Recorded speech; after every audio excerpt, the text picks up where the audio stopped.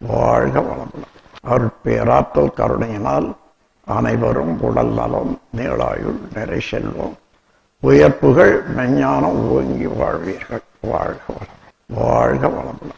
அருட்பேராற்றல் கருணையினால் அனைவரும் உடல் நலம், நீளாயுள், நிறை செல்வம், உயர்ப்புகள், மெஞ்ஞானம் ஓங்கி வாழ்வீர்கள். வாழ்க வளமுடன்.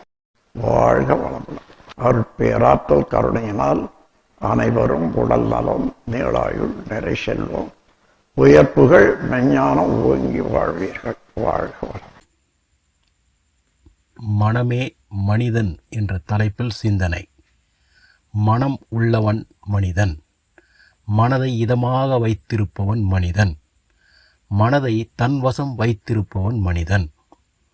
மனம் இல்லாத மனிதன் இல்லை. மனம் எல்லோருக்கும் உண்டு. ஆனால் மனதை பற்றி முழுமையாக அறிந்தவர்களும் மனதை இதமாக வைத்திருப்பவர்களும் குறைவுதான். மனதை தன் வசம் வைத்திருப்பவர்களும் மிக குறைவேதான். மனம் என்பது வெளிப்படையாக தெரியக்கூடிய ஒரு உறுப்போ அங்கமோ அல்ல.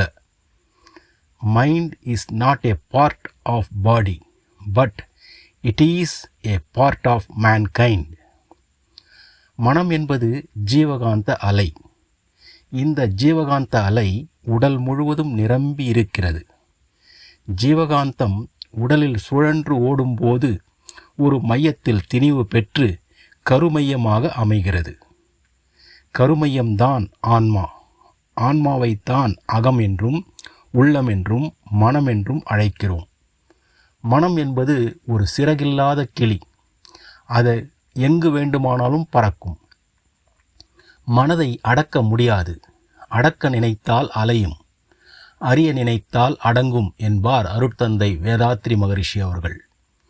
Rule your mind R it will rule you என்பார்கள். மனம் என்பது மிக சிறந்த ஏவலால், ஆனால் மோசமான எஜமானன் என்று ஒரு ஆங்கில கூற்று உண்டு.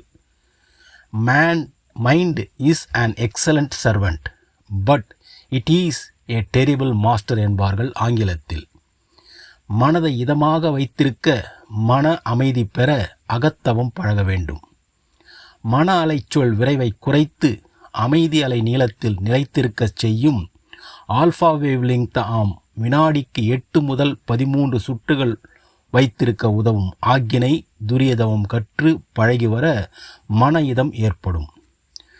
Mind is a generator of thoughts.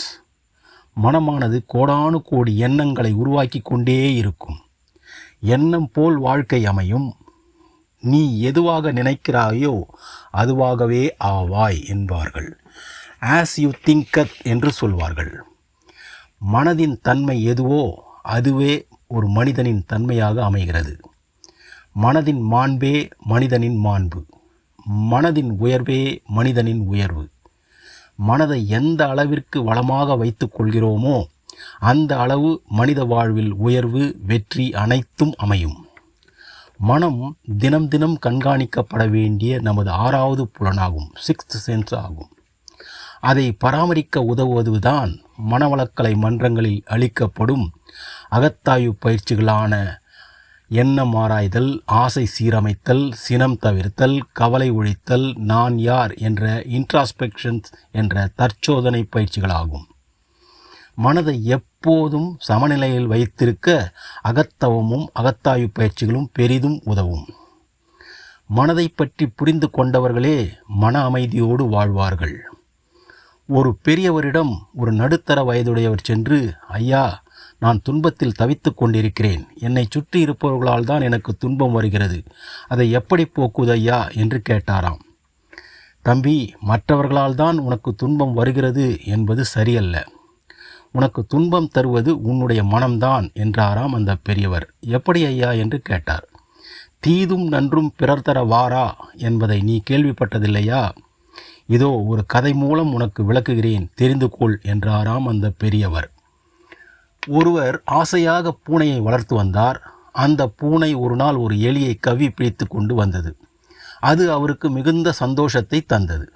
வேறொரு நாள் அவர் வீட்டில் ஆசையாய் வளர்த்து வந்த கோழி குஞ்சை பிடித்துவிட அது அவருக்கு பெரும் அதிர்ச்சியை தந்தது. மற்றொரு நாள் அந்த பூனை ஒரு ஓணானை கவ்விக்கொண்டு வந்தது. இப்போது அவர் மகிழவும் இல்லை, வருந்தவும் இல்லை. எதையாவது பிடித்து கொண்டு வருவதுதான் பூனையின் சுபாவம் என்பதை அவர் புரிந்து கொள்ள கொஞ்ச காலமாயிற்று அவருக்கு. தனக்கு பிடிக்காத எலியை பிடித்து கொண்டு வந்தபோது அது இன்பமாகவும், தனக்கு பிடித்த கோழிக்குஞ்சை பிடித்து விட்டபோது அது துன்பமாகவும், தனக்கு எந்த பந்தமும் இல்லாத ஓணானை பிடித்து வந்தபோது இன்பமும் இல்லை, துன்பமும் தரவில்லை என்று அந்த பெரியவர் அந்த கதையை முடித்தாராம். இப்போது அந்த நடுத்தர வயதுடையவர் சிந்திக்க துவங்கிவிட்டார். என்ன நண்பர்களே, நீங்களும் சிந்திக்க துவங்கிவிட்டீர்களா? சிந்தனை அறிவின் சிறப்பே மனிதன் அல்லவா? இனி உங்கள் கடமையை உணர்வதே சிறப்பு. மனதை வளப்படுத்திக் கொள்பவர்களே என்றும் அமைதியோடு மகிழ்ச்சியாக வாழ்வார்கள். வாழ்க வளமுடன். நன்றி. வாழ்க வளமுடன். ஸ்கை வேதாத்திரியம் அமுதம் சேனலுக்கு இதுவரைக்கும் சப்ஸ்கிரைப் பண்ணின அனைத்து அன்பர்களுக்கும் மிக்க நன்றி. வாழ்க வளமுடன். அனைவரும் வேதாத்திரிய தத்துவங்களை உலகறிய செய்வோம். இந்த சேனலை உங்கள் நண்பர்கள் அனைவருக்கும் ஷேர் செய்து பயன்பெறுங்கள். நன்றி. வாழ்க வளமுடன்.